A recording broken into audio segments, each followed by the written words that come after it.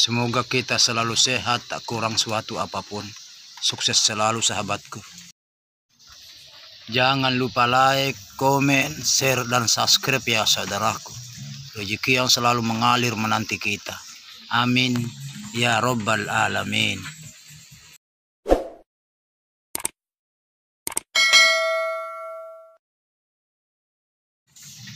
Matahari di ufuk timur sudah menampakkan warna merahnya, bertanda kalau matahari sebentar lagi akan tenggelam.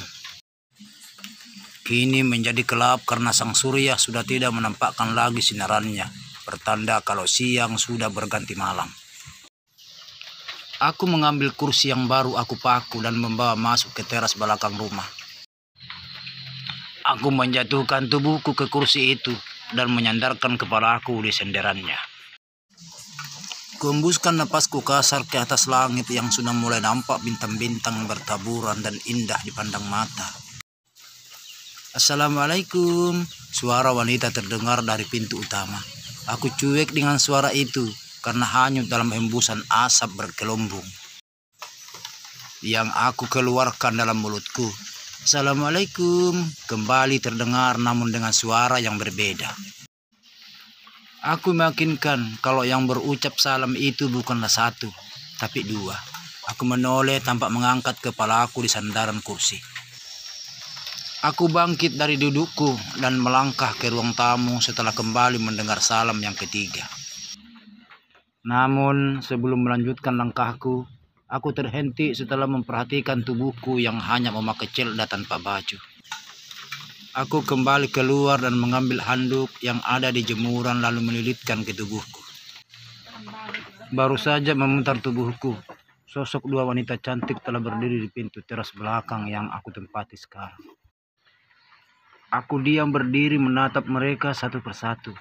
Kutatap mereka dari bawah sampai ke atas secara bergantian. Mereka saling pandang tak berkedip, mungkin heran melihatku yang hanya memakai handuk saja. Aku mengenal wanita yang sedikit lebih tua. Dia tetanggaku, namun gadis di sampingnya aku tidak mengetahuinya. Gadis itu asing bagiku. Maaf kalau aku mengganggumu, Rup, ucap wanita yang sedikit lebih tua. Sebut saja namanya Iko. Sementara gadis yang satunya mengikuti Iko yang berjalan ke arahku. Enggak apa-apa, aku sudah mandi kok. Kita di sini atau di ruang tamu, ujarku kemudian. Kita di sini saja sambil menikmati sinar bulan, ucap Iko sambil mendudukkan tubuhnya ke lantai. Begitupun gadis yang belum aku mengenalnya. Sementara aku yang memakai handuk duduk seperti orang yang sedang duduk tahiyat dalam sholat. Sampai sekarang aku belum mengingat mimpiku yang tadi malam, sehingga aku kedatangan tamu malam-malam begini, ucapku bercanda. Mimpimu indah kak tadi malam, aku yakin itu, jawab wanita yang di samping Iko membuat aku tersenyum menunduk. Kamu masih pakai sepeda motor turun ke sekolah kan, Druk? Tanya Iko kemudian. Iya, memang kenapa? Tanya aku.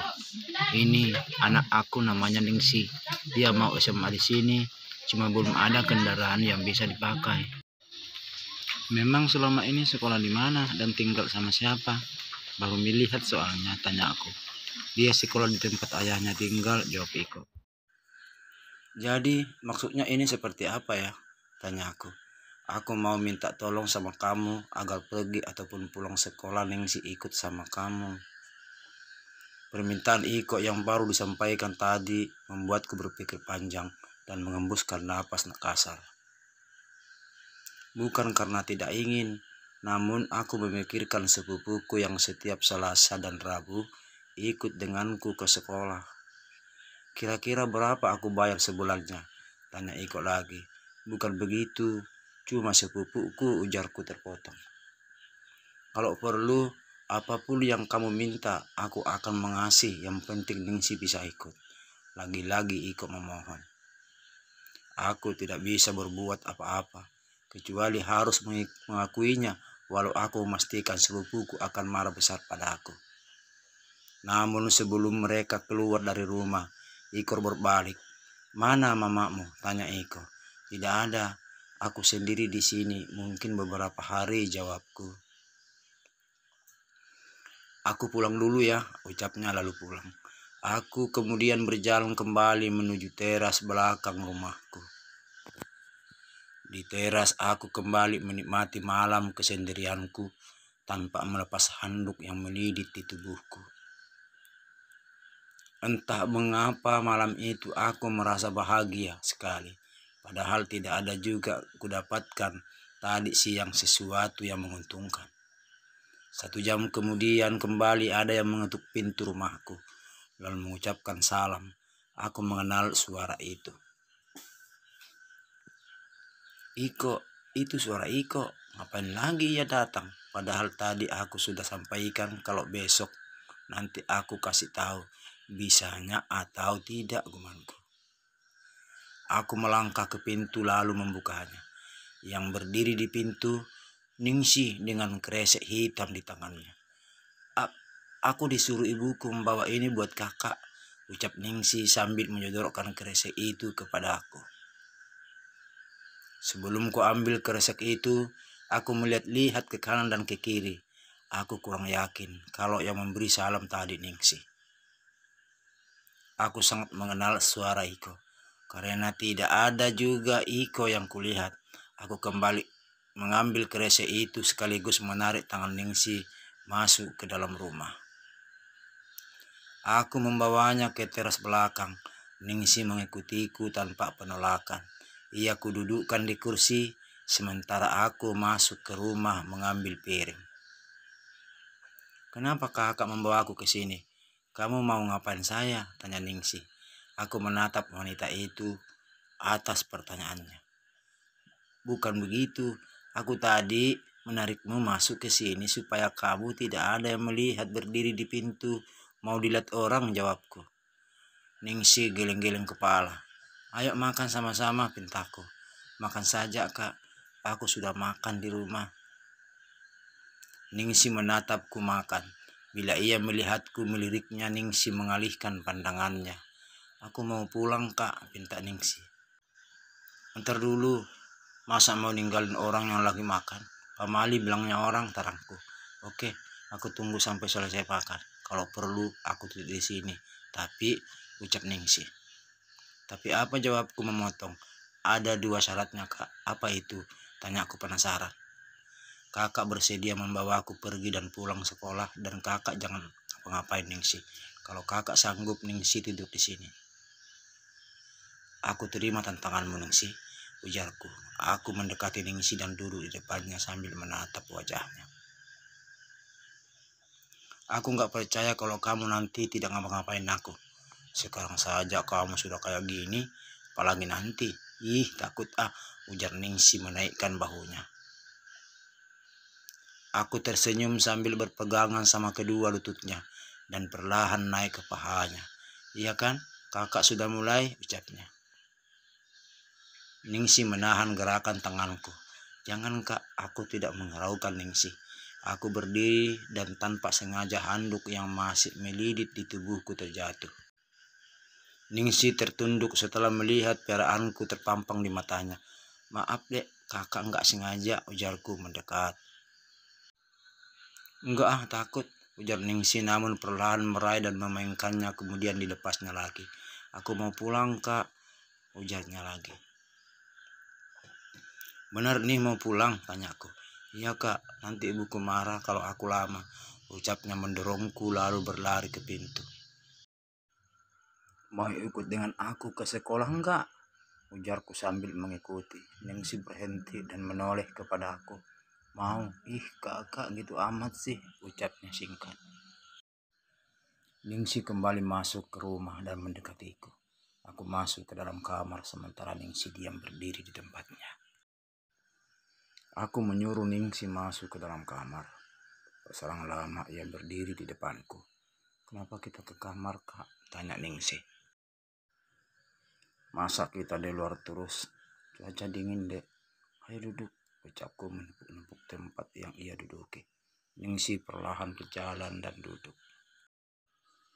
Aku menatap Ningsi dengan seksama. Sepertinya wanita ini belum pernah mengalami dekat dengan lelaki. Iya, begitu lugu. Boleh aku tanya, Dek? Ujarku. Iya, silakan jawabnya.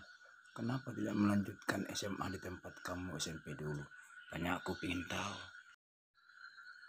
Aku sudah lama tidak bertemu ibuku. Aku bilang sama ayahku kalau aku sekolah di kampung ibu saja. Ucap Ningsi memeluk dadanya dengan kedua tangannya. Ayahmu langsung setuju gitu? Tanya aku lagi. Iya, karena aku bilang sama ayahku kalau aku rindu sama ibuku, jawab Ningsi. Pada awalnya dia tidak merestui kalau aku kesini. Cuma aku mengingatkan kembali apa yang sudah diucapkan waktu aku mau masuk SMP dulu. Memangnya bilang apa, Dek? Saat lulus SD di sana, aku sudah mau melanjut di SMP sini. Cuma ayahku bilang, nanti kalau kamu ke SMA, baru sekolah di sana. Janji ayahku inilah membuatnya tidak bisa melarangku. Karena beliau juga tidak mau mengingkari janjinya. Makanya membolehkan aku SMA di sini, terang Ningsi. Oh gitu ceritanya ya, ucapku sambil mencoba meletakkan tanganku di pahanya. Ningsi tak melarangku. Kehendak siapa kamu membawakan aku ke sini tadi? Ucapku membijak ringan di kakinya. Ibuku, jawabnya singkat. Apa dia tidak khawatir kalau aku melarangmu pulang? Sebenarnya ibuku membiarkan aku tidur di sini. Bila kamu mintanya, asalkan aku dibolehkan ikut denganmu sekolah dan tidak meminta lebih. Sebenarnya, apa itu meminta lebih, Kak? Ningsi tidak mengerti. Dan kenapa ibu melarang kamu minta lebih, ujar Ningsi. Aku juga tidak mengerti apa yang dikatakan ibu padamu tadi.